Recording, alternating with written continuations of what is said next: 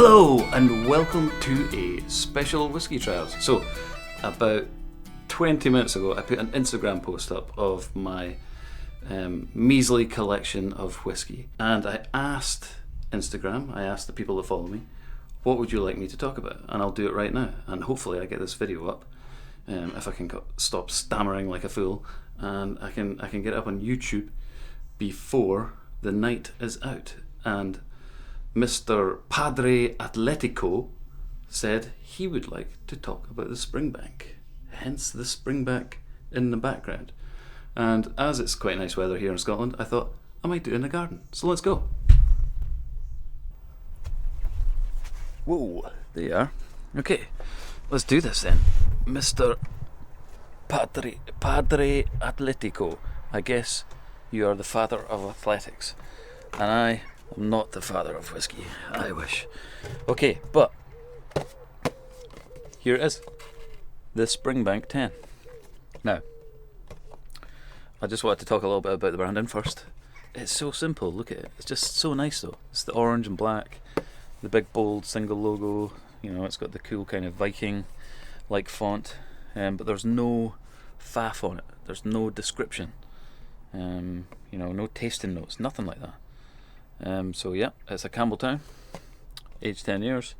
It is at 46%, and yeah, I really like the branding. It's kind of got the Whiskey Trials orange, which obviously I like.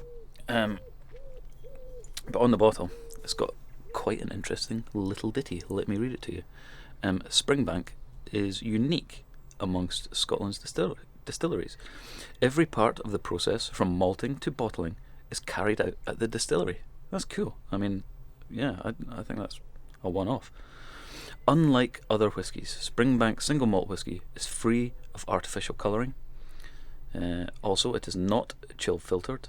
This will cause a slight natural haze to form when it is cold, but this will disappear when the temperature returns to normal. So there you go. Yeah, I mean, I don't like the whole kind of colouring thing, so I don't know what people's big deal is with the kind of darkness. The colour being dark means it's a better whiskey. I don't know where they get that from. Maybe because they think it's been in the cask for longer and therefore it's darker. I don't think that's always the case.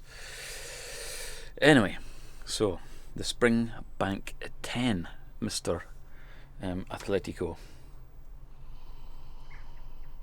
It has been a journey of contrast, I have to say, because when I first sparked this open and had a nip, it was like a real sweet one.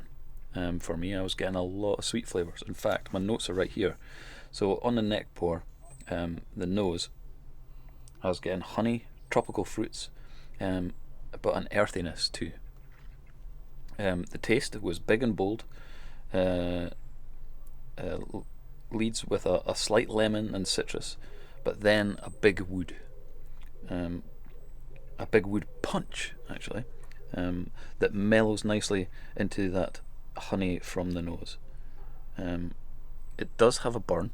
It does feel kind of rough, a rough edge to it, but it's one of those ones that just kind of let you know that you're drinking a whiskey. You know, it's not what I would describe as like a smooth or an easy drinker almost. It is a little bit rough around the edges, but it's one that you can appreciate that for, much like a Ben Nevis. I kind of likened it to the some of the Ben Nevis stuff. Yeah, roll it around your mouth for a big amount of orange and oak spice, light pepper.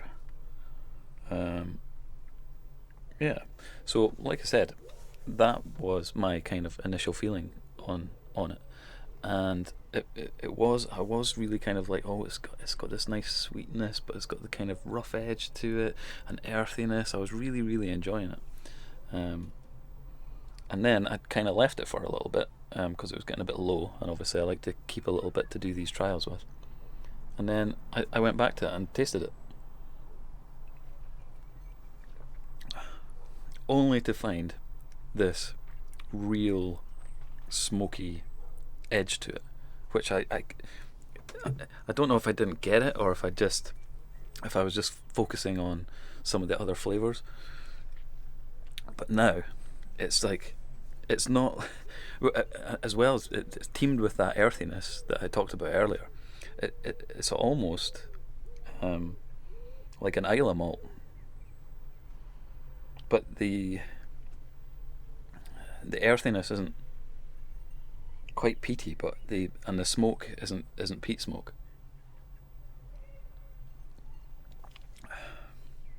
It's kind of more campfirey, but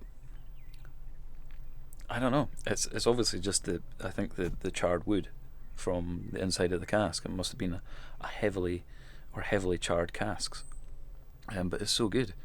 And I wondered if that's what I was picking up initially as more of the kind of rougher edge, but now that it's had a little bit more time to air and breathe, now I'm getting this real kind of smoky. It's not acrid. It's not overpowering. It's a very nice balance.